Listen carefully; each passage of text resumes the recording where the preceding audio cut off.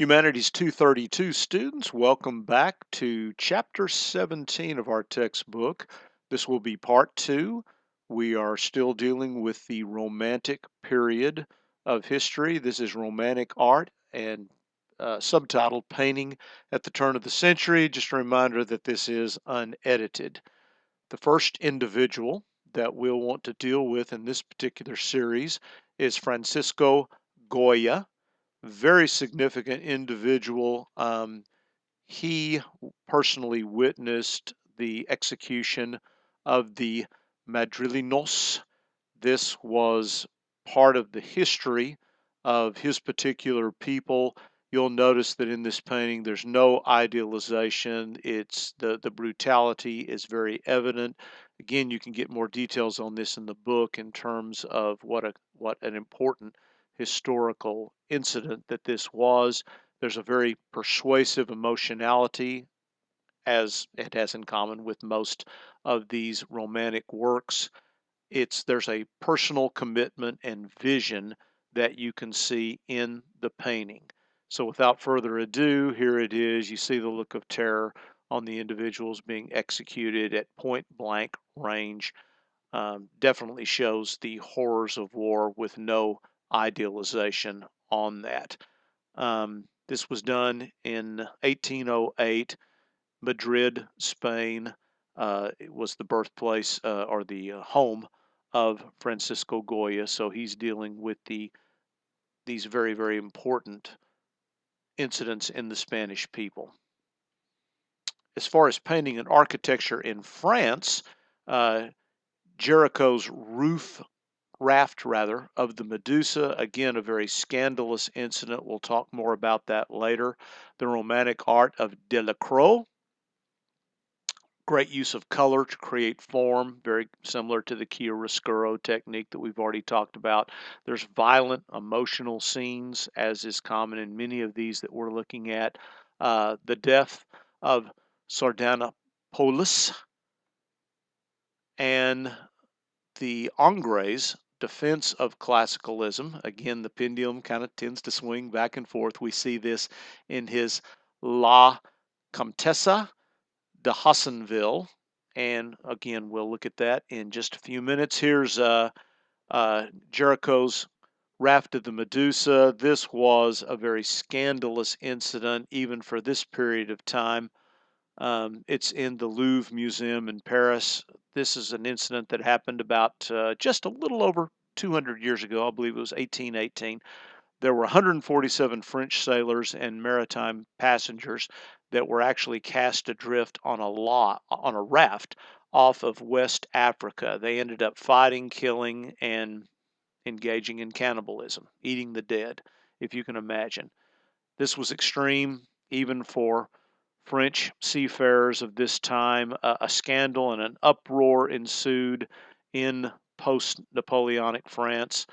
And more to our point, the episode inspired one of the greatest and biggest paintings of the 19th century. So this is still a great tourist attraction there in the Louvre Museum in France, even to this day. You can see the sprawled out human bodies, some of them unconscious, perhaps even dead, some of them falling off the raft. You see the pyramid shape that's formed by the various survivors, the man at the top drastically waving a shirt, trying to get a ship's attention or what he hopes might be a ship.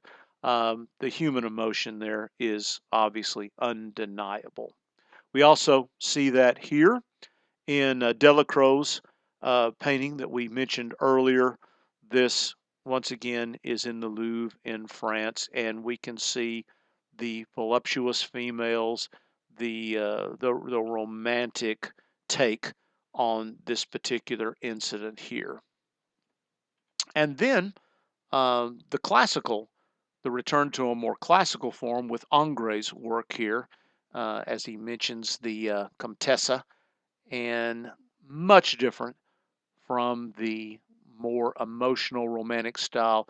Many of these painters tend to go back to a classical style when they want to make a particular point or evoke a certain emotion on the part of the viewer. Again, continuing with this painting and architecture in France, we see the French realist school composed of individuals like Henri Daumier and Gustave Courbet. Daumier was known for kind of pioneering the whole cartoon idiom. You can see one of his works, I believe, in your textbook, and so I certainly recommend that to you. In French architecture, we see the classical forms, the ornamentation, and a real riot of confusion. And we can see that here in Courbet's a real allegory of this last 7 years of my life. Although most of the figures are convincingly identified as symbols of real people, no one's ever really satisfactorily explained the small boy admiring Courbet's work or the cat at his feet. You can see them there in the painting. And so very, very interesting, very, very thought-provoking work. As we look at painting in Germany and England, the landscape is used as a romantic device, as becomes common even in America as well. We'll look at that later. And so we say Friedrich's Cloister Graveyard, Constable's The Hay Wain, and Turner's Slave Ship. We want to look at those. Here is Constable's The Hay Wain. Again, we can see the very individualistic, almost impressionistic style. This is a forerunner of what will later become impressionistic art, and the use of the landscape, the countryside, is obviously used to invoke a particular mood, as is this one entitled The Slave Ship by William Turner. The tempest of the water, we don't know. It's hard to enter into the mind of the artist as to whether he may be making some statement about slavery here, but it's an interesting look into the past. Frightening to think about that this was done in 1840 and slavery is still common at that time. Goethe is the next one we'll want to look at as we go into 19th century literature. There's really not sufficient time to deal with an important individual like the German poet, playwright, novelist, scientist, statesman, theater director, critic, and amateur artist. He's considered one of if not the greatest, German literary figure of the modern era. Goethe is the only German literary figure whose range and international standing equal those of Germany's supreme philosophers, who often drew on his works and ideas, and music composers who often set his works to music. His Faust is certainly well known, even though that's not on this slide. It's certainly identified with him. In a European perspective, he appears as the central and unsurpassed representative of this romantic movement. He could be said to stand in the same relation to the culture of that era that began with the Enlightenment and continues to the present day, similar to Shakespeare does to the culture of the Renaissance and Dante to the culture of the High Middle Ages. So he's in some pretty heavy company, probably Europe's greatest long poet or long writer of long poems since John Milton's Paradise Lost, if not Dante's The Divine Comedy. So we see a great clarity, balance, an abstruse symbolism. He's very well known for the German concept of Sturm and Drang, and that's an interesting phrase to research. Google that and you'll be surprised what you come up with. Nature, emotion, anti-authority, the sufferings of humanity, even demonic forces. So he's dealing with some heavy-duty things there, and the idea of the eternal feminine. So all good things to examine. There's a number of romantic poets that come up here. We're just going to mention a few. William Wordsworth, He founded what's said to be the Romantic movement within poetry. Emotion recollected in tranquility is one phrase used to describe him. Lord Byron is another. He was very much a tormented romantic hero.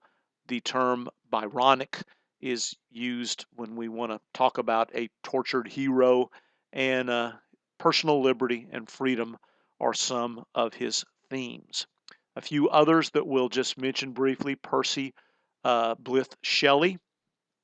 He was an atheist, which was very unusual back then, very much of an anarchist, believed in the perfectibility of humanity and the unification of extreme emotions. John Keats is another, and the tragedy of existence and the peace of death. Just a quick aside, when we're talking about Percy Shelley, his wife was Mary Wollstonecraft Shelley, and even though she's not as well known as a poet, she is forever immortalized as the creator of Frankenstein. Yes, that Frankenstein, that from the movies, even though that's been Hollywoodized. If you read the original novel, there's not a lot of similarities between that and many of the movies that come later. But yeah, worth mentioning. The novel took on great importance in this Romantic period. It was used to entertain, but also to educate, instruct. So works like Hugo's Les Miserables, the musical that they did on that's abbreviated. It's called Les Mis, is still popular, extremely popular to this very day. And so you have this combination of romanticism and social conscience, dealing with the um, exploitation of young people in the workplace back then, and just a number of different things. Um, Flaubert's Madame Bovary is another significant work. The realism, the naturalistic depictions that you see there, as well as Balzac's The Human Comedy. It's a contemporary social and political issue examiner, as well as known for its artistic unity. Then we continue with individuals like George Sand, deals with issues of gender and moral equality. Again, very much ahead of his time, since these issues really didn't um, start to be explored in the general culture till almost 100 years later. We have Tolstoy's famous War and Peace, the huge, lengthy novel. Even to this day, people joke about if they're asked to read a very what looks to be a very big book, they'll talk about the fact that wow, that's the size of War and Peace. Um, the natural person versus civilization.